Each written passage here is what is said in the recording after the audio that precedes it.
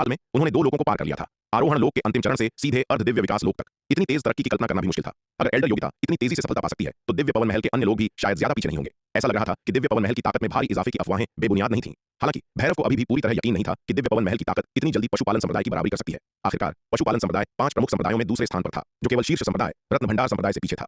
वह उस छोकरे से अपना हिसाब आज नहीं तो कल चुकता करके रहेगा। अभी एल्डर योगिता की सुरक्षा के कारण वह उसका कुछ नहीं बिगाड़ सकता था, लेकिन एल्डर योगिता हमेशा उस छोकरे के साथ नहीं रह सकती। वह बदला लेने का मौका ढूंढ ही लेगा। अगर उस छोकरे ने मध्य महाद्वीप युद्ध कला प्रतियोगिता में हिस्सा लेने की हिम्मत की तो वह अपना बदला बहुत जल्द ले लेगा। जब से एल्डर योगिता युमेश शाही शहर पहुंची थी, विराट पहले जितना सतर्क नहीं था। अब वह खुलेआम चंपा को अपने साथ लेकर शहर के हर कोने में घूम सकता था। यहां तक कि उसने दामिनी पर लगी पाबंदियां भी हटा दी थी, उसे जहां चाहे वहां जाने की छूट दे दी थी। हालांकि विराट ने उसे एक संचार टोकन दिया था ताकि अगर उसे कोई मुसीबत आए तो वह तुरंत संपर्क कर सके। अब जब एल्डर योगिता युमेश शाही शहर की कमान संभाल रही थी, उसे नहीं लगता था कि कोई उस पर हमला करने की जरूरत करेगा। लोह पर्वत संप्रदाय के प्रमुख प्रवीण सिंह और उनके पितामह पृथ्वीराज का जो हश्र हुआ था, वह सबके लिए एक कड़ी चेतावनी थी। दामिनी ने विराट द्वारा दिए गए संचार टोकन को लेने से मना नहीं किया। भले ही इस तरह की चोर के इरादे नेक नहीं थे और उसने दामिनी के खिलाफ चालें चली थी, लेकिन उसकी पृष्ठभूमि बेहद शक्तिशाली थी। वह बेमतलब की मुसीबतों से बचने के लिए उसे एक ढाल की तरह इस्तेमाल कर सकती थी। इतने लंबे समय के बाद और इतनी सारी घटनाएं देखने के बाद दामिनी को समझ आ गया था कि युमेश शाही शहर ताकतवर हस्तियों से भरा हुआ है और उसकी कल्पना से कहीं ज्यादा जटिल है। अपनी खुद की ताकत के दम पर वह युमेश शाही शहर में अपनी सुरक्षा करने से बहुत दूर थी। इसके अलावा युमेश शाही शहर की अराजकता उसकी उम्मीदों से कहीं ज्यादा थी। उसके पास मौजूद सैकड़ों अरबों की 8वीं रैंक वाले स्पिरिट स्टोन के साथ वह किसी रक्षक के बिना युमेश शाही शहर में सचमुच जीवित नहीं रह सकती थी। जहां तक इस बात का सवाल है, वह शायद इस तरह की चोर का एहसानमंद हो रही थी, लेकिन ज्यादा से ज्यादा जब वह अपनी महान साधना पूरी कर लेगी और उससे हिसाब बराबर करेगी तो वह उसकी जान बख्श देगी। इसे आज के एहसान का बदला मान लिया जाएगा। वरुण प्रांत में एक भव्य पर्वत शिखर के भीतर गड़गड़ाहट की जोरदार आवाज के साथ उस पर्वत शिखर से एक बेहद शक्तिशाली आभा फूटी। उस विशाल हलचल ने पूरे वरुण प्रांत को हिलाकर रख दिया। हा हा, इस अधिपति ने आखिरकार सफलता पा ही ली। इसके तुरंत बाद उस पर्वत शिखर से एक बेहद विजयी और अहंकारी हंसी गूंज उठी। यह दृश्य देखकर वरुण प्रांत के बड़ी संख्या में आरोहण लोग के बुजुर्ग उस पर्वत शिखर की ओर उड़ चले। बधाई हो अधिपति, बधाई हो अधिपति। आज सचमुच खुशी का दिन है। अधिपति की सफलता के साथ हमारे वरुण प्रांत को एक और अर्ध दिव्य विकास लोक का योद्धा मिल गया है। वरुण प्रांत के उच्च पदस्थ बुजुर्गों का एक समूह अधिपति लोकेश को बधाई देने के लिए पर्वत शिखर पर स्थित एक भव्य हॉल में दाखिल हुआ। वरुण प्रांत के उच्च पदस्थ बुजुर्गों से बधाई स्वीकार करते हुए अधिपति लोकेश को जीत का एहसास हुआ। वह बेहद प्रसन्न थे। वह दसियों हजार सालों से आरोहण लोक के शिखर पर अटके हुए थे। जब इनसे मिली गोलियों और वरुण प्रांत की एक गुप्त गोली की मदद से उन्होंने आखिरकार उस बाधा को तोड़ दिया था जिसने उन्हें इतने लंबे समय से परेशान कर रखा था। जिस बाधा को उन्होंने इतनी मेहनत से पार किया हो, उस पर खुश न होने का तो सवाल ही नहीं था। इसके अलावा अब जब उन्होंने अर्ध दिव्य विकास लोक में कदम रख दिया था तो उन्हें उस कामिनी महारानी रेणुका से डरने की जरूरत नहीं थी। जब से उस कामिनी रेणुका ने अर्ध दिव्य विकास लोक में कदम रखा था, वह उन पर एक पहाड़ की तरह हावी थी। हर बार जब वह रेणुका का सामना करते, वह जीत नहीं पाते थे और बेहद निराश हो जाते थे। अब आखिरकार बदला लेने की उनकी बारी थी। इतने खुशी के मौके पर तो एक भव्य दावत होनी चाहिए, दूसरे एल्डर जगत ने सुझाव दिया। हाँ, दूसरे एल्डर सही कह रहे हैं। ऐसे खुशी के मौके पर वास्तव में एक भव्य दावत होनी चाहिए। हम इस खुशी को मनाने के लिए दाव संघ के सभी तरफ के साथी दाववादियों को आमंत्रित कर सकते हैं। महाबुजुर्ग जनार्दन ने सहमति में सिर हिलाया। क्या इतना दिखावा करना थोड़ा अनुचित नहीं होगा? अधिपति लोकेश हालांकि मन ही मन खुश थे, लेकिन ऊपर से विनम्रता का दिखावा कर रहे थे। अरे, इसे दिखावा कैसे माना जा सकता है? अधिपति का अर्ध दिव्य विकास लोक में प्रवेश करना इतना खुशी का अवसर है कि दाव संघ को भी उन्हें थोड़ा सम्मान देना होगा। आखिरकार यह कहा जा सकता है कि हमारे वरुण प्रांत ने दाव संघ में एक शक्तिशाली अर्ध दिव्य विकास लोक योद्धा जोड़ा है। यह मामला तय रहा। महाबुजुर्ग जनार्दन ने निर्णायक रूप से कहा। चूंकि हर कोई इतना उत्साहित है तो मेरे लोकेश के पास सम्मानपूर्वक स्वीकार करने के अलावा कोई विकल्प नहीं है। अधिपति लोकेश ने अनिच्छा का नाटक करते हुए कहा। कुछ चर्चा के बाद सभी ने दावत में उन महत्वपूर्ण हस्तियों को आमंत्रित करने का फैसला किया। जैसे ही वे उन महत्वपूर्ण हस्तियों को सूचित करने के लिए संदेश भेजने वाले थे, अचानक दक्षिणी महाद्वीप की दिशा से एक बेहद भयानक हलचल महसूस हुई। उस आश्चर्यजनक हलचल को महसूस करते हुए सभी ने दक्षिणी महाद्वीप की दिशा में देखा। वहां दक्षिणी महाद्वीप के आकाश में एक बेहद भयानक तलवार की रोशनी ऊपर उठी। वह विशाल रोशनी सीधे आकाश में समा गई। दक्षिणी महाद्वीप के आकाश में अंतहीन तूफानी हवाओं के घेरे में एक विशाल छेद कर दिया। यह अद्भुत घटना इतनी स्पष्ट रूप से दिखाई दे रही थी कि दक्षिणी महाद्वीप से दसियों खरब मील दूर स्थित वरुण प्रांत में भी इसे साफ देखा जा सकता था। यह क्या हो रहा है? यह देखकर दूसरे एल्डर जगत की सांसें अटक गईं। उनका चेहरा पूरी तरह से सदमे से भर गया। ऐसा लगता है कि कोई अद्भुत खजाना प्रकट हुआ है। पहले एल्डर गंगाधर ने दक्षिणी महाद्वीप के ऊपर आकाश में चमकती उस अविश्वसनीय रोशनी को देखते हुए गंभीरता से कहा, यह एक नए आदिशक्ति अस्त्र के जन्म का संकेत है। महाबुजुर्ग जनार्दन ने गहरी सांस लेते हुए कहा, दक्षिणी महाद्वीप में एक नया आदिशक्ति अस्त्र पैदा हुआ है। लानत है, दिव्य पवन महल की किस्मत इन दिनों अविश्वसनीय है। अधिपति लोकेश ने यह दृश्य देखकर शाप दिया। उनका चेहरा गंभीर हो गया। दक्षिणी महाद्वीप अब पूरी तरह से दिव्य पवन महल का क्षेत्र था, जहां खुद महारानी और बड़ी संख्या में बुजुर्ग रह रहे थे। अब जब यह आदिशक्ति अस्त्र प्रकट हुआ है तो यह निस्संदेह तुरंत दिव्य पवन महल के हाथों में चला जाएगा और उनके पास इसे हासिल करने की बिल्कुल कोई उम्मीद नहीं है। अधिपति लोकेश, जो शुरू में अर्ध दिव्य विकास लोक में प्रवेश करने पर बहुत खुश थे, दक्षिणी महाद्वीप के आकाश में उस आश्चर्यजनक तलवार की रोशनी को देखकर उनका अच्छा मूड तुरंत गायब हो गया, जैसे किसी ने उन पर ठंडे पानी की बाल्टी डाल दी हो। वरुण प्रांत के अन्य आरोहण लोक के बुजुर्गों ने भी कुछ ऐसा ही महसूस किया। दिव्य पवन महल अब उनका कट्टर दुश्मन था और दिव्य पवन महल जितना मजबूत होता, उनकी स्थिति उतनी ही नुकसानदेह होती जाती। यह देखकर कि दक्षिणी महाद्वीप में वास्तव में एक आदि खजाना प्रकट हुआ है, वरुण प्रांत के आरोहण लोक के सभी बुजुर्ग बेहद उदास हो गए। यहां तक कि वरुण प्रांत की जिस जश्न की दावत के लिए उन्होंने शक्तिशाली हस्तियों को आमंत्रित करने की योजना बनाई थी, जिसकी उन्होंने अभी चर्चा की थी, उसका अब कोई जिक्र तक नहीं हुआ। इन परिस्थितियों में उन्हें कोई भी जश्न मनाने में कोई दिलचस्पी नहीं थी। दिव्य पवन महल के पास आदि खजाना होना शहर को पंख लगाने जैसा था। अब से वरुण प्रांत के पास दिव्य पवन महल के साथ दोबारा प्रतिस्पर्धा करने का लगभग कोई मौका नहीं होगा, क्योंकि आदिशक्ति अस्त्रों की शक्ति बस बहुत अधिक विशाल होती है। कोई भी नवीन रैंक का जादुई खजाना, यहां तक कि सबसे मजबूत अर्धचरण आदिशक्ति अस्त्र भी एक सच्चे आदिशक्ति अस्त्र के सामने कुछ भी नहीं है। यद्यपि आदिशक्ति अस्त्रों से पहले के जादुई खजानों को 9 श्रेणियों में वर्गीकृत किया गया है, वे सभी अर्जित जादुई खजाने की श्रेणी में आते हैं। अर्जित जादुई खजाने और आदिशक्ति अस्त्र मौलिक रूप से अलग हैं, वे एक ही स्तर पर भी नहीं है। आरोहण लोक का एक योद्धा जिसके हाथ में एक आदिशक्ति अस्त्र हो, वह दिव्य विकास लोक के नीचे बिल्कुल अजेय है। दिव्य विकास लोक से नीचे का कोई भी योद्धा आदिशक्ति अस्त्र वाले योद्धा का मुकाबला नहीं कर सकता। आदिशक्ति अस्त्रों की भयानक शक्ति दिव्य विकास लोक के नीचे के सभी योद्धाओं के बीच युद्ध शक्ति के सभी अंतरों को मिटा सकती है। दक्षिणी महाद्वीप के ऊपर आसमान में हुई इस अद्भुत आकाशीय घटना ने न केवल वरुण प्रांत के योद्धाओं को चौंका दिया, बल्कि मध्य महाद्वीप के लगभग सभी योद्धाओं ने दक्षिणी महाद्वीप के आसमान में इस अविश्वसनीय घटना को देखा। क्योंकि दक्षिणी महाद्वीप के ऊपर वह अद्भुत घटना इतनी विशाल थी कि भयानक तलवार की रोशनी ने शक्ति सिंधु महाद्वीप के ऊपर की तूफानी हवाओं को चीर दिया और सीधे ब्रह्मांड में समा गई। चूंकि इस तलवार की रोशनी ने अंतरिक्ष में इतनी लंबी दूरी तय की थी, इसलिए इसे बहुत दूर से देखा जा सकता था। युमेश शाही शहर। एल्डर योगिता पागलों की तरह अपने मुंह में चावल ठूंस रही थीं, तभी वह अचानक मुड़ी और दक्षिणी आकाश की ओर देखा। दक्षिणी आकाश में उस आश्चर्यजनक घटना को देखकर वह अपना खाना भूल गई, अपना कटोरा नीचे रखा और पलक झपकते ही मुख्य हॉल से बाहर निकल गई। युमेश शाही शहर के ऊपर आकाश में उड़ते हुए दक्षिणी क्षितिज की ओर देखने लगी। दक्षिणी आकाश में उस अद्भुत तलवार की रोशनी को देखकर एल्डर योगिता पूरी तरह से हैरान रह गई। उन्होंने जोर से थूक निकला, उनका मुंह चावल से भरा हुआ था और खुद को शांत करने के लिए अपनी छाती थपथपाई। धत तेरे की, महारानी की लॉटरी फिर लग गई, एल्डर योगिता ने आश्चर्य से कहा।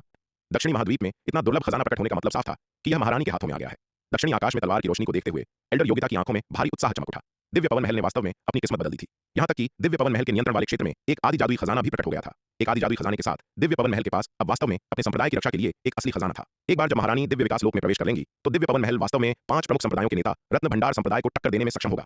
एल्डर योगिता की तरह कई योद्धा दक्षिणी आकाश में तलवार की रोशनी से चौंककर ऊंचे आसमान में उड़ गए। उनमें युमेश शाही शहर में तैनात दाव संघ के एल्डर जगमोहन भी शामिल थे। एल्डर जगमोहन ने दक्षिणी आकाश में ऊंची तलवार की रोशनी पर एक नजर डाली। उनकी आंखों में ईर्ष्या भर गई। दिव्य पवन महल की किस्मत हाल ही में अविश्वसनीय रही है। यहां तक कि उसके नियंत्रित क्षेत्र में इस कैलिबर का खजाना भी मिल गया।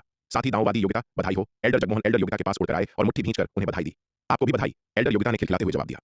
मध्य महाद्वीप में युमेश राजवंश के उत्तर में सैकड़ों अरबों मील दूर एक अधेड़ उम्र का आदमी जो गहनों से लदा था और जिसका चेहरा दयालु था, उसने एक खून के प्यासे आभा वाले रक्त पिशाच संप्रदाय के योद्धा को एक ही था। रक्त पिशाच संप्रदाय के योद्धा के पास एक बेहद शक्तिशाली आभा थी। स्पष्ट रूप से वह एक अर्ध दिव्य विकास लोक का विशेषज्ञ था। हालांकि इस गहनों से लदे दयालु चेहरे वाले अधेड़ आदमी के सामने वह पूरी तरह से शक्तिहीन था और एक ही थप्पड़ में कीमे में बदल गया। गहनों से लदे उस अधेड़ आदमी ने रक्त पिशाच संप्रदाय के योद्धा को थप्पड़ मारकर मारने के बाद एक राजदंड निकाला, अपने हाथ पहुंचे और आह भरते हुए कहा, मैं कहता हूं, तुम रक्त पिशाच संप्रदाय के राक्षस, तुम इतने नकारा क्यों हो? मेरे रत्न भंडार संप्रदाय के क्षेत्र में मुसीबत खड़ी करने आ रहे हो। मैं सेठ लालचंद बस एकांत में साधना कर रहा था। मैं मरा नहीं हूं। मैं मूल रूप से बस एक शांति प्रिय और मिलनसार व्यापारी था, लेकिन तुम सबने मुझे हत्या करने पर मजबूर कर दिया। उफ, सच में। जैसे ही सेठ लालचंद नाम का यह अधेड़ आदमी खुद से बड़बड़ा रहा था, वह अचानक मुड़ा और दक्षिणी आकाश की ओर देखा। जब गहनों वाले अधेड़ आदमी ने उस भयानक तलवार की रोशनी को आसमान में उड़ते हुए देखा जो शक्ति सिंधु महाद्वीप के ऊपर आसमान को चीरती हुई सीधे ब्रह्मांड की गहराइयों में जा रही थी, तो उसका चेहरा जम गया। फिर उसने निराशा में आह भरी। एक आदि खजाना, एक आदि खजाना, यह मेरे रत्न भंडार संप्रदाय के क्षेत्र में क्यों प्रकट नहीं हुआ? इस तलवार की रोशनी की जगह को देखते हुए ऐसा लगता है कि यह दक्षिणी महाद्वीप के पास है, जो वहां दिव्य पवन महल का क्षेत्र है। क्या हमें जाकर इसे लूटना चाहिए? उफ, रहने दो। आखिरकार मैं लालचंद बस एक व्यापारी हूं जो भाईचारे से पैसा कमाता है। मैं इस तरह की चोरी न करूं तो ही बेहतर। नीले कपड़े पहने हुए मद शायद तुलना में फीका पड़ जाएगा। मध्य महाद्वीप के पश्चिमी आकाश में एक तलवार की रोशनी अकल्पनीय गति से युमेश शाही शहर की ओर यात्रा कर रही थी। अचानक तलवार की रोशनी रुक गई और एक अधेड़ उम्र के आदमी में बदल गई।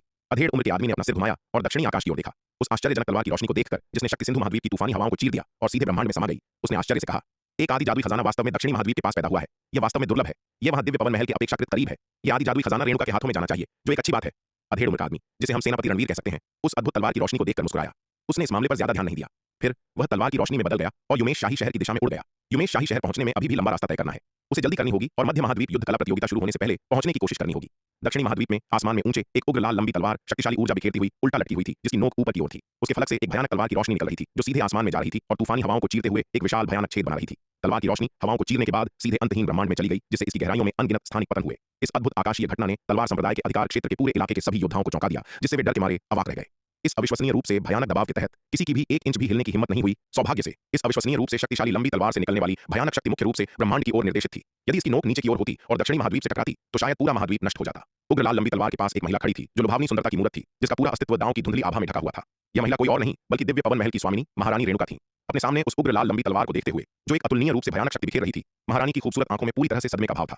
इस लंबी तलवार से निकलने वाली भयानक शक्ति, जब यह एक आदि जादुई खजाने में उन्नत हुई, उनकी अपनी उम्मीदों से भी परे थी। यह लंबी तलवार वह आदि तलवार भ्रूण थी जो विराट ने उन्हें पहले दी थी। अपनी हालिया एकांत साधना के दौरान उन्होंने विराट से भारी मात्रा में प्राचीन महाद्वीप के झरने का पानी खरीदा था और सीधे इस लंबी तलवार को, जो पहले ही एक अर्धचरण आदि जादुई खजाने में उन्नत हो चुकी थी, उस झरने के पानी में डुबो दिया था।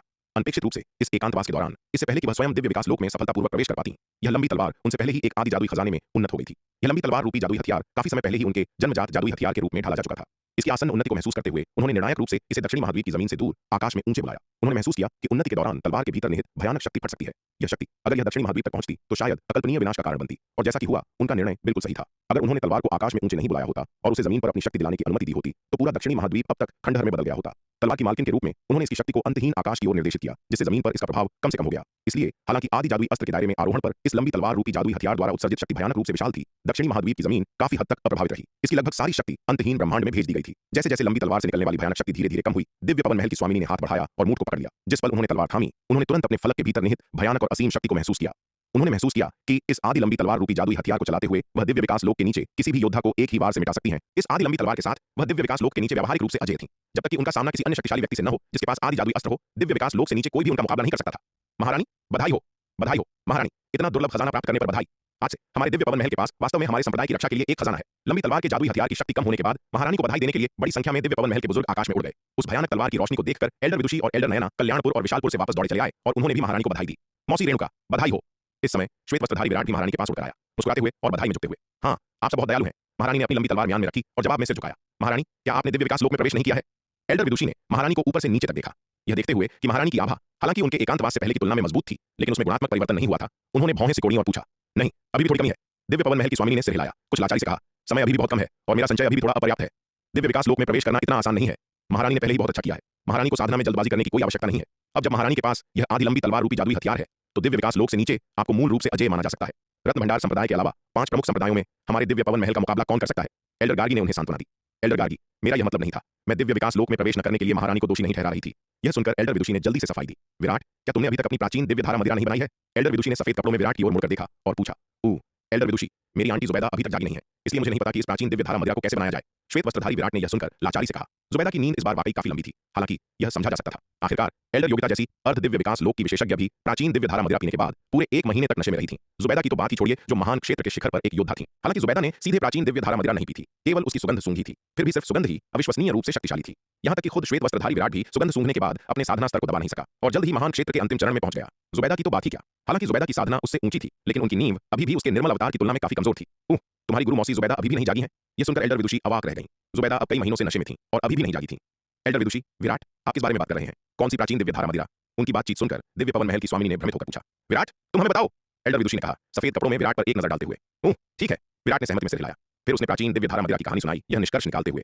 मूल रूप से मैं चाहता था कि मौसी रेणुका मेरे लिए इस प्राचीन दिव्य धारा मदिरा के प्रभावों का परीक्षण करें, लेकिन एल्डर शांति ने कहा कि मौसी रेणुका एकांतवास में थी और चूंकि एल्डर योगिता उस समय संयोग से खाली थी, इसलिए मैंने उन्हें प्राचीन दिव्य धारा मदिरा की वह लौकी दे दी। विराट के बोलना समाप्त करने के बाद एल्डर विदुषी ने आगे कहा, प्राचीन दिव्य धारा मदिरा की वह लौकी पीने के बाद जूनियर सिस्टर योगिता केवल 1 महीने के लिए सोई और उनका साधना स्तर नाटकीय रूप से बढ़ गया। जूनियर सिस्टर योगिता की मौजूदा साधना के साथ वह शायद आपसे कमजोर नहीं है महारानी। प्राचीन दिव्य धारा मदिरा के अद्भुत प्रभावों को देखते हुए यदि आप महारानी अब इसकी एक लौकी पी लें तो आपके दिव्य 80% होगी। उनकी बातें सुनकर दिव्य पवन महल की स्वामिनी के चेहरे पर सदमे का भाव आए बिना नहीं रह सका। उनकी युद्ध कला प्रतिभा पहले से ही एल्डर योगिता से कहीं बेहतर थी और उन्होंने बहुत पहले ही अर्ध दिव्य विकास लोक में कदम रख दिया था। अनपेक्षित रूप से एल्डर योगिता ने केवल प्राचीन दिव्य धारा मदिरा की एक लौकी का उपयोग करके उनके साधना स्तर की बराबरी कर ली थी। इस मदिरा की शक्ति अकल्पनीय थी। हालांकि वह जल्दी ही संभल गई और मुस्कुराई, बोली, यह एल्डर योगिता का सौभाग्य था कि वह प्राचीन दिव्य धारा मदिरा की उस लौकी को पी सकी। दिव्य पवन महल की स्वामिनी इस मामले पर अटकी नहीं रही। वह अपने बगल में एल्डर शांति की ओर मुड़ी और कहा, शांति, जाओ और दिव्य पवन महल के शिष्यों को इकट्ठा करो। मध्य महाद्वीप युद्ध कला प्रतियोगिता में भाग लेने के लिए युमेश शाही शहर जाने की तैयारी करो। महारानी, आप थोड़ी देर और इंतजार क्यों नहीं करती? शायद मास्टर जुबैदा जल्दी जाग जाएं। एक बार मास्टर जुबैदा जाग जाएं तो हम प्राचीन दिव्य धारा मदिरा बना सकते हैं। एल्डर विदुषी ने दिव्य पवन महल की स्वामिनी को सलाह दी। कोई जरूरत नहीं, दिव्य पवन महल की स्वामिनी ने हाथ हिलाते हुए कहा, मध्य महाद्वीप युद्ध कला प्रतियोगिता में केवल 1 साल से थोड़ा अधिक समय बचा है। अगर हम और देर करेंगे तो हो सकता है कि हम उसके शुरू होने से पहले युमेश शाही शहर न पहुंच पाए। दिव्य पवन महल की स्वामिनी केवल अपने जैसे उच्च पदस्थ सदस्यों को ही प्रतियोगिता में नहीं भेज रही थी। मुख्य प्रतिभागी महल के शिष्य थे। अगर वह अकेले यात्रा कर रही होती तो अपनी मौजूदा गति से वह 1 या 2 महीने में युमेश शाही शहर पहुंच सकती थी, लेकिन दिव्य पवन महल की मेघ नौकाएं उतनी तेज नहीं थी। दिव्य पवन महल की सबसे तेज मेघ नौका एक दिन में केवल 1 ट्रिलियन मील की यात्रा कर सकती थी। दिव्य पवन महल की गति से कल्याणपुर से युमेश शाही शहर तक यात्रा करने में भी लगभग आधा साल लग जाएगा। जैसे जैसे मध्य महाद्वीप युद्ध कला प्रतियोगिता करीब आ रही थी, युमेश शाही शहर में अधिक से अधिक शक्तिशाली हस्तियां इकट्ठी हो रही थीं। विराट पहले से ही वहां था और हालांकि एल्डर योगिता उसके साथ थी, दिव्य पवन महल की स्वामिनी अभी भी थोड़ी बेचैन थी और उन्हें किसी भी अप्रत्याशित परिस्थिति से बचने के लिए जल्द से जल्द युमेश शाही शहर जाना सबसे अच्छा लगा। महारानी, मैं इस बार मध्य महाद्वीप युद्ध कला प्रतियोगिता में आपके साथ चलूंगी। एल्डर विदुषी ने दिव्य पवन महल की स्वामिनी की बातें सुनकर उन्हें इंतजार करने के लिए मनाने की कोशिश बंद कर दी और इसके बजाय बोली। वह अच्छी तरह जानती थी कि मध्य महाद्वीप युद्ध कला प्रतियोगिता से पहले दिव्य विकास लोक में प्रवेश करने की दिव्य पवन महल की स्वामिनी की उत्सुकता मुख्य रूप से विराट की रक्षा के लिए थी। अब तक वह यह भी जानती थी कि विराट वास्तव में सूर्यवीर का बेटा था। शुरुआत में उन्होंने शायद दिव्य पवन महल की स्वामिनी और विराट के बीच के रिश्ते को गलत समझा हो, लेकिन जैसे जैसे विराट के बारे में उनकी समझ गहरी होती गई और विराट ने दिव्य पवन महल की स्वामिनी को बार-बार मौसी रेणुका कहकर संबोधित किया, यह स्पष्ट हो गया कि दिव्य पवन महल की स्वामिनी विराट को अपने सगे भतीजे जैसा मानती थी। इसके अलावा यह देखते हुए कि विराट और सूर्यवीर कितने समान हैं और यह तथ्य कि इस युवक का उपनाम भी छू है, विराट की असली पहचान व्यावहारिक रूप से स्पष्ट है और मध्य महाद्वीप युद्ध कला प्रतियोगिता में भाग लेने वाले केवल 5 प्रमुख संप्रदाय नहीं है में वह सूर्यवीर और 3 प्राचीन कुलीन परिवारों के बीच की रंजिश से वाकिफ थीं। कोई जरूरत नहीं, एल्डर विदुषी और एल्डर नयना, कृपया कल्याणपुर और विशालपुर की निगरानी में मदद करें। ऐसा न हो कि हम चले जाएं और वरुण प्रांत स्थिति का फायदा उठाकर मुसीबत खड़ी कर दें। दिव्य पवन महल की स्वामिनी ने हाथ हिलाया और मुस्कुराई। ऐसा करते हैं महारानी, इस बार जब हम युमेश शाही शहर जाएं तो हम में से कुछ को अपने साथ चलने दें, शायद हम तब कुछ मदद कर सकें। एल्डर गार्गी ने इस समय कहा। हाँ, अगर एल्डर गार्गी जाने को तैयार हैं तो यह जूनियर स्वाभाविक रूप से एहसान मानने से कहीं अधिक खुश है। दिव्य पवन महल की स्वामिनी ने एल्डर गार्गी के प्रस्ताव को और शायद इससे भी महत्वपूर्ण बात, दिव्य पवन महल के भीतर ही कुछ व्यक्तियों से बचाव के लिए रुकने को कहा था। आखिरकार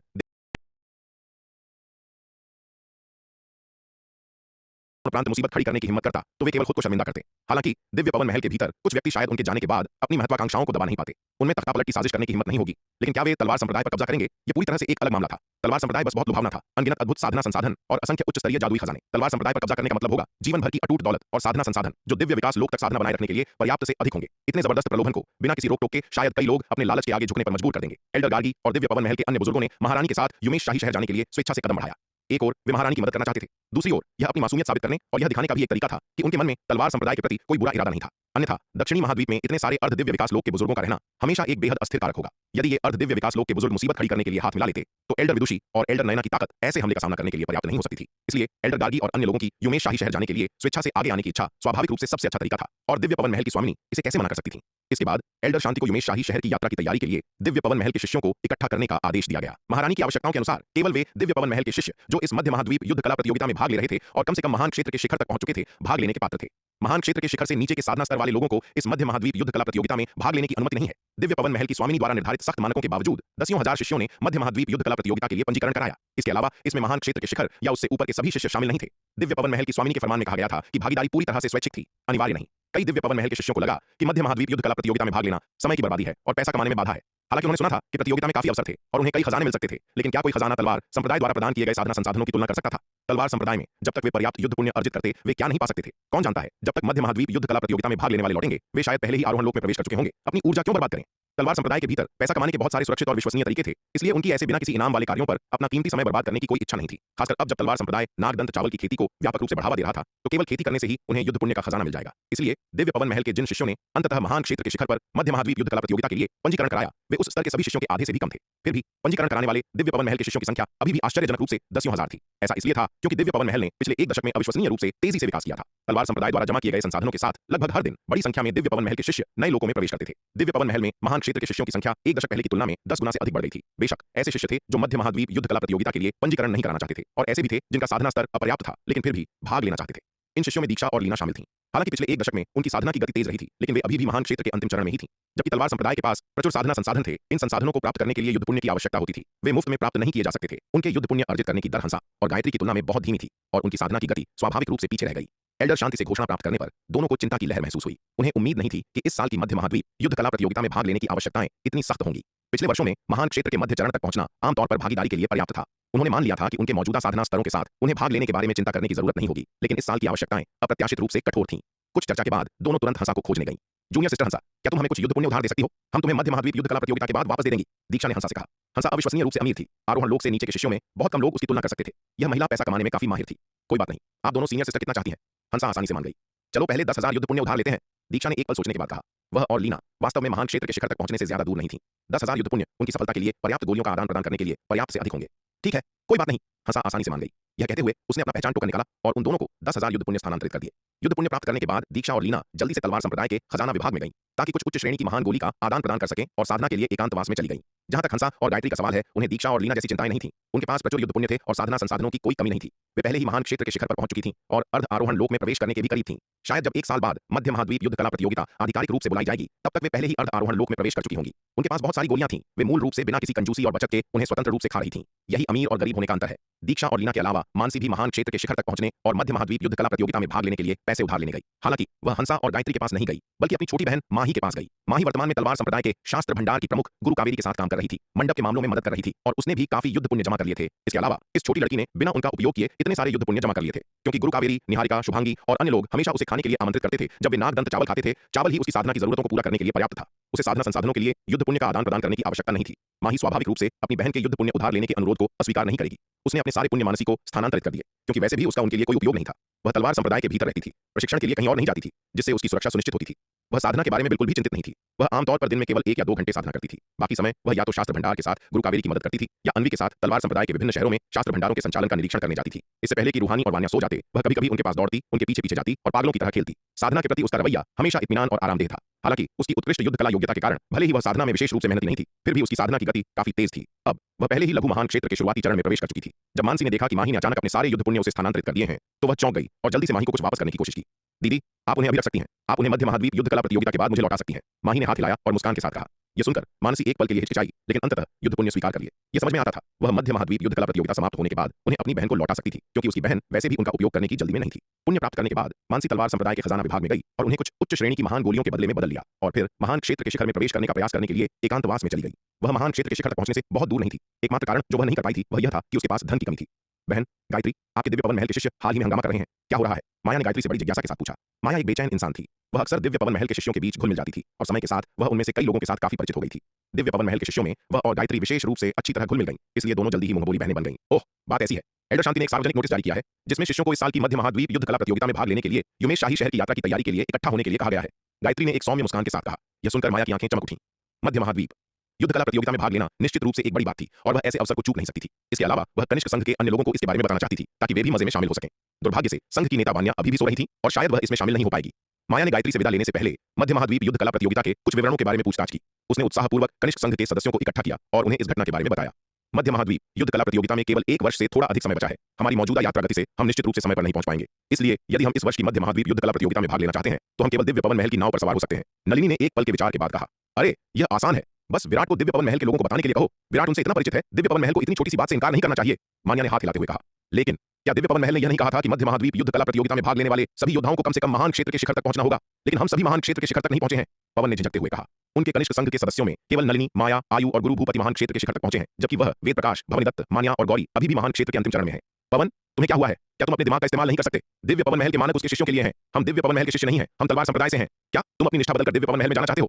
नलिनी ने उस पर एक नजर डाली और उदासीनता से कहा। नहीं नहीं, मेरा यह मतलब नहीं था महल स्वामिनी, आपने गलत समझा। यह सुनकर पवन ने अपने हाथ पागलों की तरह हिलाए जल्दी से सफाई दी। पवनगढ़ अकादमी के पूर्व शिष्य के रूप में उसने हमेशा पवनगढ़ अकादमी की स्वामिनी नलिनी को बहुत सम्मान दिया था। अब भी जब वे सभी तलवार संप्रदाय के सदस्य थे, उसके दिल में नलिनी की प्रतिष्ठा कम नहीं हुई थी। अब भी वह आदतन नलिनी को महल स्वामिनी कहकर संबोधित करता था। हम बोलने से पहले सोचो, बस बकवास मत करो। नलिनी ने उस पर एक नजर डाली और शांति से कहा। जी जी, महल स्वामिनी सही कह रही हैं। पवन ने बार बार से हिलाया। गुरु भूपति कुछ कहना चाहते थे, लेकिन यह दृश्य देखकर वे तुरंत चुप हो गए। जो शब्द वह बोलने वाले थे उन्हें निकल गए। वे भी कभी पवनगढ़ अकादमी के शिष्य थे और वे अकादमी की स्वामिनी नलिनी के प्रति वही भय रखते थे। हालांकि उनकी साधना अब नलिनी से कमजोर नहीं थी, फिर भी वे वास्तव में उन्हें चुनौती देने की हिम्मत नहीं करते थे। नलिनी को दिव्य पवन महल के प्रति काफी नाराजगी थी, चाहे वह अवंतिका की वजह से हो या किसी और कारण से, यह स्पष्ट नहीं था। किसी भी स्थिति में जब भी दिव्य पवन महल से संबंधित मामलों की बात आती थी तो नलिनी विशेष रूप से संवेदनशील होती थी। ठीक है, यह मामला तय हो गया। माया ने अपना हाथ हिलाया और कहा। दूसरे लोग नलिनी से डर सकते थे, लेकिन वह नहीं। अगर नलिनी ने उसे परेशान करने की हिम्मत की तो वह तुरंत जवाब देगी। अगर नलिनी असंतुष्ट थी और लड़ना चाहती थी तो वह ठीक वही होगा जो वह चाहती थी। उसे अभी भी स्पष्ट रूप से याद है कि वह पहली बार नलिनी से कैसे मिली थी, कैसे नलिनी ने उसे पूरी तरह से हराने के लिए पवनगढ़ अकादमी के रक्षात्मक व्यूह का इस्तेमाल किया था। अब उसकी साधना नलिनी से कमजोर नहीं थी और युद्ध शक्ति के मामले में वह श्रेष्ठ भी थी। अगर लड़ाई छिड़ जाती तो वह आखिरकार बदला ले सकती थी और उस समय का हिसाब बराबर कर सकती थी। नलिनी ने उस पर एक नजर डाली, लेकिन चुप रही। यह छोटी बेवकूफ काफी लापरवाह थी। उसके साथ बहस करना बेकार था। आयु, तुम जाओ और विराट को इस बारे में बताओ। माया ने अपने बगल में आयु से कहा। उसने मूल रूप से इस पूरी चीज का आयोजन किया था और वह अपनी गर्दन फंसाने वाली नहीं बनना चाहती थी। अगर वह खुद विराट को बताने जाती और उसे गुस्सा दिलाती तो वह पिट सकती थी। यह भयानक होगा, इसलिए इसे आयु पर छोड़ना सबसे अच्छा था। वैसे भी विराट इस लड़की को बहुत मानता था और भले ही वह नाखुश हो, वह उसे मारने को तैयार नहीं होगा। ओह ठीक है। आयु अभी भी थोड़ी भ्रमित थी। उसे अचानक मध्य महाद्वीप युद्ध कला प्रतियोगिता में भाग लेने के लिए क्यों कहा जा रहा था, लेकिन चूंकि बाकी सभी सहमत लग रहे थे, उसने सोचा कि वह भी साथ दे सकती है। वह वैसे भी अनिर्णायक थी और बाकी सभी को ऐसा करते देख वह बस प्रवाह के साथ चली गई। माया ने उसे आसानी से प्रभावित कर लिया था और उसे यह बिना इनाम वाला काम करने के लिए भेजा जा रहा था। इसके बाद आयु ने सफेद कपड़ों वाले विराट को ढूंढा और उसे बताया कि क्या हुआ था। विराट को तुरंत पता चल गया कि यह उस छोटी बेवकूफ माया का काम था। हालांकि वह छोटी बेवकूफ बहुत चालाक थी। उसने पूरी चीज का आयोजन किया, लेकिन उसे देखने आने की हिम्मत नहीं की। इसके बजाय इसे आयु को सौंप दिया। हालांकि विराट मूल रूप से चाहता था कि माया वैसे भी युमेश शाही शहर जाए। वह अभी भी युमेश शाही शहर के काला बाजार में लड़ाई के अखाड़े के बारे में सोच रहा था। युमेश शाही शहर के लड़ाई के अखाड़े में किसी को चुनौती देने वाली माया से उसे शायद बहुत पैसा मिलेगा। अब नलिनी, वेद प्रकाश, भवनिदत्त, गुरु भूपति और अन्य ने भी जाने की इच्छा व्यक्त की। हालांकि यह विराट की योजनाओं से थोड़ा परे था। विराट ने सहमत होने से पहले एक पल के लिए संकोच किया। विराट का जवाब मिलने पर आयु तुरंत रिपोर्ट करने के लिए वापस दौड़ी। यह देखकर सफेद कपड़ों में विराट को लाचारी की एक लहर महसूस हुई। यह छोटी लड़की व्यावहारिक रूप से उस बेवकूफ माया द्वारा मूर्ख बनाई जा रही थी। वह अब व्यावहारिक रूप से माया की नौकरानी थी। आयु का जवाब सुनकर माया और मान्या खुशी से झूम उठी। माया खुशी से आगे बढ़ी और आयु को कसकर गले लगा लिया, गाल पर एक बड़ा चुंबन दिया और तारीफ की। आयु, तुम वास्तव में कुछ हो, बहुत बढ़िया। इस हरकत पर आयु बुरी तरह शर्मा गई। माया इतनी लापरवाह कैसे हो सकती है? उसे केवल भाई विराट द्वारा चुमा जा सकता है। आयु को थोड़ा गुस्सा आया। हालांकि यह याद करते हुए कि माया भी एक महिला थी, आयु ने ज्यादा बुरा नहीं माना। अगर माया एक आदमी होती और उसके साथ ऐसा करने की हिम्मत करती तो वह निश्चित रूप से उसे अपनी तलवार से काट देती। जल्दी करो, चलो खजाना विभाग चलते हैं और हमें जो कुछ भी चाहिए उसका आदान प्रदान करते हैं। चलिए चर्चा करते हैं कि हमें क्या चाहिए। मान्या ने उत्साह से कहा। यह कहने की जरूरत नहीं है, ताबीज निश्चित रूप से अनिवार्य है। महाशक्ति ताबीज जो ताकत बढ़ा सकता है एक जरूरी चीज है। यह एक नाजुक पल में आपकी जान बचा सकता है। महास्वर्ण कवच ताबीज भी आवश्यक है। यह शक्तिशाली रक्षात्मक ताबीज भी एक नाजुक पल में आपकी जान बचा सकता है। पलायन ताबीज विशेष रूप से भागने के लिए इस्तेमाल किया जाने वाला ताबीज भी अनिवार्य है। यह भी एक नाजुक पल में आपकी जान बचा सकता है। गोपन ताबीज, सांस गोपन ताबीज और भेष बदल ताबीज घर और यात्रा दोनों के लिए आवश्यक वस्तुएं हैं। कहने की जरूरत नहीं है। गुरु भूपति ने तुरंत बात जोड़ी। आयु, इसे जल्दी से लिख लो, हम बाद में सूची के अनुसार आदान प्रदान करेंगे। माया ने अपने बगल में आयु से कहा। ठीक है। आयु ने तुरंत लिखने के लिए कागज और कलम निकाली। ओ नहीं, हमें वायु विस्फोटक ताबीज की भी आवश्यकता है। अगर हम उन्हें हरा नहीं सकते तो एक वायु विस्फोटक ताबीज अविश्वसनीय रूप से प्रभावी होगा, मान्या ने जोड़ा। आयु, इसे लिख लो, वायु विस्फोटक ताबीज भी। माया ने जल्दी से अपने बगल में आयु से कहा। ओह ठीक है, आयु ने जवाब दिया। ताबीज अनुभाग के तहत वायु विस्फोटक ताबीज को नोट किया। ताबीज के अलावा गोलियां भी आवश्यक हैं। हमें चोटों को ठीक करने के लिए नवजीवन संजीवनी गोली, कटे हुए अंगों को पुनर्जीवित करने के लिए अंग पुनर्निर्माण गोली, सच्ची ऊर्जा को बहाल करने के लिए ऊर्जा वापसी गोली, साधना बढ़ाने के लिए प्राचीन रून गोली और महान गोली, नागदंत चावल और युद्ध कला की नींव को ठीक करने के लिए गोलियां, इन सभी को लाना होगा। नलिनी ने जोड़ा। जादुई हथियारों और कठपुतलियों के बारे में भी मत भूलना। हमें इस बार दोनों दुनियाओं के सर्वश्रेष्ठ की आवश्यकता है, आक्रामक और रक्षात्मक दोनों। हमारे मौजूदा साधना स्तर के साथ हम शायद ही एक मध्य श्रेणी के 9वीं रैंक के जादुई हथियार को परिष्कृत कर सकते हैं। इसलिए हमें निम्न श्रेणी और मध्य श्रेणी दोनों के 9वीं रैंक के जादुई हथियारों का एक सेट तैयार करने की आवश्यकता है। हम सामान्य लड़ाई के दौरान निम्न श्रेणी के 9वीं रैंक के जादुई हथियारों का उपयोग करेंगे और जब मौत की लड़ाई का समय होगा तो मध्य श्रेणी के 9वीं रैंक के जादुई हथियारों का। कठपुतलियों के लिए प्रत्येक व्यक्ति को कम से कम 100 अर्धचरण 9वीं रैंक की कठपुतलियां तैयार करने की आवश्यकता है। वेद प्रकाश ने जल्दी से जोड़ा। मिस माया, क्या आप व्यूह रचनाओं के बारे में नहीं जानती हैं? मुझे लगता है कि हमें व्यूह स्थापित करने के लिए कुछ सामग्री भी लानी चाहिए, वे काम आ सकती हैं। गौरी ने भी कहा। आयु, यह सब लिख लो, सब लिख लो। माया ने अपने बगल में आयु की ओर मुड़कर कहा। माया, मैंने यह सब लिख लिया है। आयु ने कहा। सब लोग इसके बारे में सोचें, क्या हमें कुछ और जोड़ने की जरूरत है? माया ने फिर से सभी पर नजर डाली और कहा। कुछ चर्चा के बाद समूह ने कई और आइटम जोड़े जिनकी उन्हें आवश्यकता थी। जब वे कुछ और नहीं सोच सके जिसकी उन्हें आवश्यकता थी तो माया ने अंतिम निर्णय लिया। ठीक है, तो यह तय हो गया। हर कोई इस सूची में हर चीज का आदान प्रदान करे ताकि हम मध्य महाद्वीप युद्ध कला प्रतियोगिता के लिए अपने अभियान की तैयारी कर सकें। हमारी शानदार जीत हो। माया ने आयु से सभी के लिए सूची की नकल करवाई और इसे वितरित किया। वह ऊंचे जोश के साथ बोल रही थी। तो समूह ने खजाना विभाग की ओर कूच किया, आक्रामक रूप से विभिन्न खजानों का आदान प्रदान किया। ताबीज, जादुई हथियार, कठपुतलियां, गोलियां, व्यूह, उन्होंने प्रत्येक प्रकार की काफी मात्रा में आदान प्रदान किया। चूंकि वान्या के नेतृत्व में जय युग संप्रदाय में उनकी व्यापक जीत हुई थी, कनिष्क संघ में हर कोई अविश्वसनीय रूप से अमीर था, जिससे इन खजानों का आदान प्रदान करना बच्चों का खेल था। इस समय वे सभी वान्या के प्रति गहरे आभारी थे। अगर वान्या उन्हें भाग्य बनाने के लिए जय युग संप्रदाय के खंडहारों तक नहीं ले जाती तो उनके पास आज इतने सारे खजानों का आदान प्रदान करने के लिए इतनी प्रचुर पूंजी नहीं होती। इस समय खजाना विभाग में मध्य महाद्वीप युद्ध कला प्रतियोगिता की तैयारी में विभिन्न खजानों का आदान प्रदान करने वाले काफी दिव्य पवन महल के शिष्य भी थे। इन कुछ लोगों को खजाना विभाग के संसाधन विनिमय हॉल में सभी प्रकार के खजानों को समेटते हुए देखकर ये दिव्य पवन महल के शिष्य ईर्ष्या महसूस किए बिना नहीं रह सके। अमीरों की जिंदगी वाकई अलग होती है। इन योद्धाओं को किसी भी खजाने का आदान प्रदान करने से पहले उस पर सावधानीपूर्वक विचार करने और तौलने की आवश्यकता होती थी। लेकिन माया, नलिनी, वेद प्रकाश और अन्य लोगों ने जितना हो सके उतना आदान प्रदान किया, लागत की बिल्कुल भी परवाह नहीं की। अमीर आदमी, चलो दोस्त बन जाओ। मिस माया, क्या आपको अभी भी काम चलाने के लिए किसी की जरूरत है? आप मुझ पर विचार करना चाह सकती हैं। मिस्टर भूपति, क्या आपको आज रात अपना बिस्तर गर्म करने के लिए किसी की जरूरत है? मुझे लगता है कि हम काफी उपयुक्त हैं, हम इसे एक कोशिश क्यों नहीं देते? दफा हो जा, ए लोमड़ी, अगर तुमने फिर से मेरे आदमी को लुभाने की हिम्मत की तो मैं तुमसे मौत तक लड़ूंगी। यह सुनकर गौरी उग्र हो गई और जोर से श्राप दिया। तस्क तस्क, मिस्टर भूपति, आप इतनी उग्र पत्नी को कैसे बर्दाश्त कर सकते हैं? मुझे देखिए, मैं कोमल और विचारशील हूं और मेरी साधना आपकी पत्नी से भी ऊंची है। क्या आप पत्नियां नहीं बदलना चाहते? उस दिव्य पवन महल की शिष्या ने गौरी के गुस्से को नजरअंदाज किया और गुरु भूपति को एक नशीला इशारा दिया। ओल्ड भूपति, क्या तुम्हारा मेरी पीठ पीछे इस लोमड़ी के साथ चक्कर चल रहा है? गौरी मुड़ी और गुरु भूपति को घूरा, गुस्से में चिल्लाई। मेरे पास इतना कहां से आता मेरी लेडी? कृपया मुझ पर गलत आरोप न लगाएं, मैं निर्दोष हूं, स्वर्ग और पृथ्वी गवाह बन सकते हैं। गुरु भूपति चिल्लाए, उनके माथे पर ठंडा पसीना आ गया। लड़की, कृपया मुझ पर दया करो और मुझे जाने दो, ठीक है? गुरु भूपति ने गुप्त रूप से अपनी आवाज उस महिला तक पहुंचाई। मैं आपको जाने दूंगी, लेकिन केवल तभी जब आप मुझे 100 कैटी नागदंत चावल दें और मैं आपको और परेशान नहीं करूंगी। महिला ने गुप्त रूप से उत्तर दिया। मंजूर है। गुरु भूपति तुरंत सहमत हो गए। जब तक यह महिला उन्हें फिर से धोखा देने की कोशिश नहीं करती, वह कुछ भी देने को तैयार थे, न केवल 100 कैटी बल्कि 1000 कैटी नागदंत चावल भी। ये देखकर कि गुरु भूपति कितनी आसानी से मान गए, वह महिला मदद नहीं कर सकी, लेकिन बहुत कम कीमत मांगने पर पछतावा हुआ। ऐसा लगता है कि गुरु भूपति उसकी कल्पना से भी ज्यादा अमीर है। हालांकि वह अपनी जुबान की पक्की महिला है। कीमत पर सहमत होने के बाद वह स्वाभाविक रूप से मुकर नहीं सकती। उफ, कितना उबाऊ है मिस्टर भूपति। जब आपको अपनी पत्नी उबाऊ लगे तो आप मेरे पास वापस आ सकते हैं। मैं किसी भी समय आपका इंतजार करूंगी। ये देखकर कि गुरु भूपति सहमत हो गए थे, महिला ने उन्हें और परेशान नहीं किया, उन शब्दों के साथ चली गई। यह सुनकर गौरी उग्र हो गई, उसका चेहरा पीला पड़ गया। लेकिन दूसरी पार्टी एक अर्ध आरोहण लोक की विशेषज्ञ थी और उसे भरोसा नहीं था कि वह उसे हरा सकती है। गौरी केवल गुरु भूपति पर अपना गुस्सा निकाल सकती थी। खजाना विभाग के मुख्य हॉल में खजानों का आदान प्रदान करने वाले अन्य दिव्य पवन महल के शिष्यों ने विचारशील भावों के साथ इस दृश्य को देखा। कई दिव्य पवन महल के शिष्यों ने गुरु भूपति को ऐसे देखा जैसे वह कोई कीमती वस्तु हो। ऐसा लग रहा था कि यह पैसा कमाने का एक अच्छा तरीका है। ऐसी मोटी आसामी उनके ठीक सामने थी, वे इसका फायदा क्यों न उठाएं? उन आंखों को देखकर जैसे भूखे भेड़ियों की आंखें, जैसे वे उसे पूरा निगलना चाहते हो। गुरु भूपति को अपनी रीढ़ में सिहरन महसूस हुई। भाई पवन, क्या तुम मेरे लिए सूची में से किसी एक आइटम का आदान प्रदान कर सकते हो? मैं तुम्हें बाद में युद्ध पुण्य दे दूंगा, मुझे अभी जाना है। गुरु भूपति ने पवन से कहा, फिर जल्दी से खजाना विभाग के मुख्य हॉल से बाहर चले गए। उन्हें लगा कि अगर वह जल्द नहीं गए और खजाना विभाग के मुख्य हॉल में रहना जारी रखा तो उन्हें आज निश्चित रूप से भारी नुकसान होगा। और इतना ही नहीं, गौरी उन्हें आसानी से नहीं छोड़ेगी। ओल्ड भूपति, तुम वहीं रुक जाओ, क्या तुम दोषी महसूस कर रहे हो? यह दृश्य देखकर गौरी उग्र हो गई और गुरु भूपति पर गुस्से से चिल्लाई। लेकिन गुरु भूपति नहीं रुके और खजाना विभाग के मुख्य हॉल से बाहर चलते रहे। इस पर गौरी और भी ज्यादा हताश हो गई।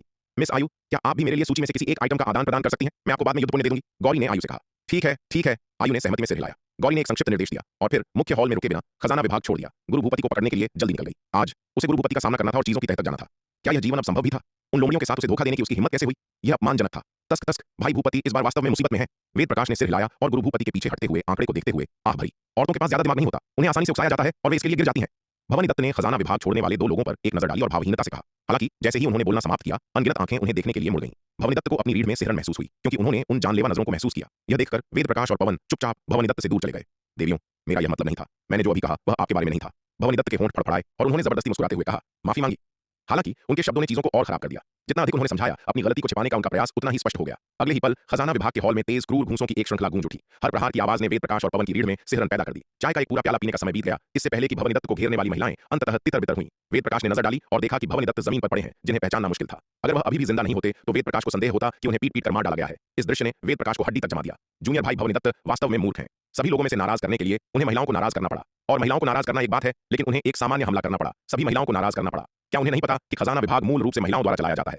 जहां तक भवानी दत्त के पिटने का सवाल है, अनन्या संसाधन शाखा हॉल की प्रमुख उदासीन रही, हंगामे को पूरी तरह से नजरअंदाज कर दिया। मुख्य हॉल में शालिनी ने हंगामा सुनकर जांच के लिए किसी को भेजा, लेकिन यह जानने पर कि भवानी दत्त पर हमला क्यों किया जा रहा था, शालिनी ने नाटक किया कि कुछ हुआ ही नहीं था। इसलिए भवानी दत्त की पिटाई अनिवार्य रूप से व्यर्थ थी। भवानी दत्त ठीक होने से पहले लंबे समय तक जमीन पर पड़े रहे। उन्होंने अपने पैरों पर खड़े होने के लिए संघर्ष किया। वेद प्रकाश और पवन को गुस्से से घूरा। वे दो वास्तव में नीच थे, बिना कोई सहायता दिए उन्हें पिटते हुए देख रहे थे। भवानी दत्त खजाना विभाग के मुख्य हॉल में रहने के लिए बहुत शर्मिंदा थे। लड़खड़ाते हुए बाहर निकले और ठीक होने के लिए जगह खोजने चले गए। यह देखकर वेद प्रकाश ने सिर हिलाया और आह भरी।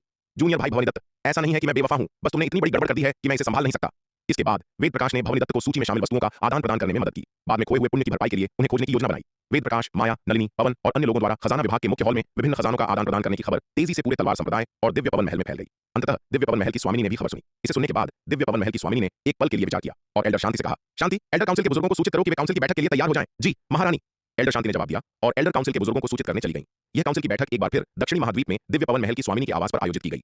काउंसिल के सभी बुजुर्गों के आने के बाद दिव्य पवन महल की स्वामिनी ने उन पर एक नजर डाली और धीरे से बोली, इस काउंसिल की बैठक का उद्देश्य केवल मध्य महाद्वीप युद्ध कला प्रतियोगिता में भाग लेने वाले हमारे दिव्य पवन महल के शिष्यों के लिए कुछ जीवन रक्षक उपाय तैयार करना है, ताकि प्रतियोगिता के दौरान उनकी सुरक्षा सुनिश्चित हो सके। इसलिए मैं तलवार संप्रदाय से विभिन्न अमृत, ताबीज, जादुई खजाने और अन्य महत्वपूर्ण जीवन रक्षक के पत्तों का आदान प्रदान करने के लिए दिव्य पवन महल की कुछ खनिज नसों का उपयोग करने का इरादा रखती हूँ, जो तब मध्य महाद्वीप युद्ध कला प्रतियोगिता में भाग लेने वाले इन दिव्य पवन महल के शिष्यों को प्रदान किए जाएंगे। क्या किसी को कोई आपत्ति है? यह तो स्वाभाविक ही है। पहले हमारे पास इतने खजाने नहीं थे और हमारा दिव्य पवन महल मध्य महाद्वीप युद्ध कला प्रतियोगिता में भाग लेने वाले प्रत्येक शिष्य के लिए जीवन रक्षक ट्रुप के पत्ते तैयार नहीं कर सकता था। लेकिन अब जब तलवार संप्रदाय के पास बहुत सारे खजाने हैं तो ऐसा ही होना चाहिए। वास्तव में मैं सहमत हूं।